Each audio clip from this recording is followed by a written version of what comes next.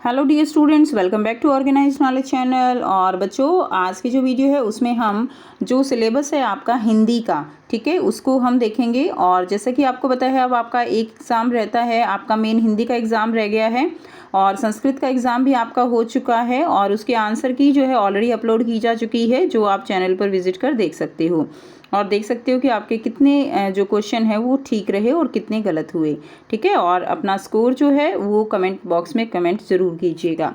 आप जो आपका हिंदी का जो पाठ्यक्रम है 2021-22 का वो हम देखेंगे, ठीक है। वैसे तो आप सबको पता ही है, लेकिन एक बार फिर से हम देखेंगे कि कौन से चैप्टर से कितने मार्क्स का जो है वो आने वाला है, कौन सा पोर्शन। वीडियो शुरू करने से पहले चैनल को सब्सक्राइब कर लीजिए। तो सबसे पहले है गद्य खंड। गद्य खंड में देखिए, जो आपकी बुक है क्षितिज, उसका जो क्षितिज है भाग 1, उसमें आपका चैप्टर है सांवले सपनों की याद, जाबिर हुसैन के द्वारा लिखा गया। और प्रेमचंद के फटे जूते, जो कि एक व्यंग्यात्मक जो अध्याय है वो रहेगा आपका, हरिशंकर परसाई जी द्वारा लिखा गया। हरिशंकर परसाई जी जो कि व्यंग्य के एक बहुत बड़े जो है इस विधा के, व्यंग्य विधा के एक बहुत बड़े लेखक हैं और महान लेखक रहे हैं। तो ये जो चैप्टर हैं आपके रहेंगे। उसके बाद अगर हम बात करें काव्यखंड की, तो इसमें कैदी और कोकिला माखनलाल चतुर्वेदी जी द्वारा लिखी गई और बच्चे काम पर जा रहे हैं राजेश जोशी जी द्वारा लिखी गई, तो ये आपके रहेंगे। और कृतिका में मेरे संग की औरतें मृदुला गर्ग जी द्वारा लिखी गई और रीढ़ की हड्डी जगदीश चंद्र माथुर जी द्वारा लिखी गई। इसके अलावा माटी वाली, ठीक है, विद्यासागर नेटियाल के द्वारा लिखी गई। तो ये आपके कवर किए जाएंगे और कुल अंक 20 रहेंगे। 20 मार्क्स के जो है आपसे यहाँ से पूछे जाएंगे क्वेश्चन। और क्षितिज और कृतिका से आपके 2 और 3 अंक के प्रश्न जो है वो पूछे जाएंगे।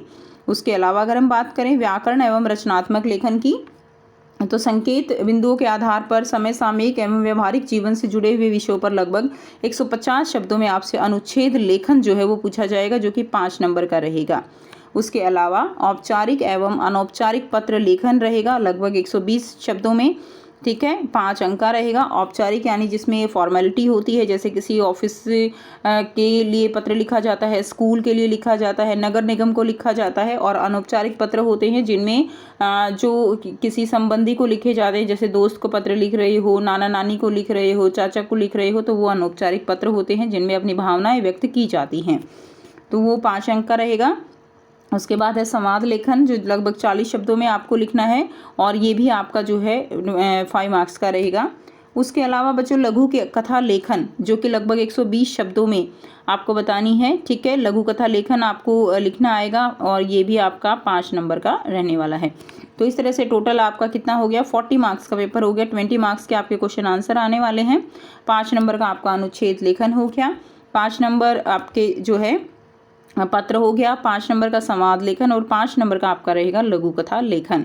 तो आप इसी के आधार पर जो है अब आप अपनी जो तैयारी है वो बहुत अच्छे से कर सकते हो। आप जितने भी चैप्टर हैं, ठीक है, क्षितिज के हैं, कृतिका के हैं, तो इन सब की एक बार समरी जो है वो ज़रूर कीजिएगा। समरी पढ़ने से क्या होता है कि आपको, अगर आप पहले आपने बहुत पहले अगर चैप्टर पढ़ा है, अब जो है करंट नहीं पढ़ा है, तो आप एक बार उससे गो थ्रू हो जाओगे तो फिर किसी तरह का क्वेश्चन आए आप उसको अटेम्प्ट कर सकते हो।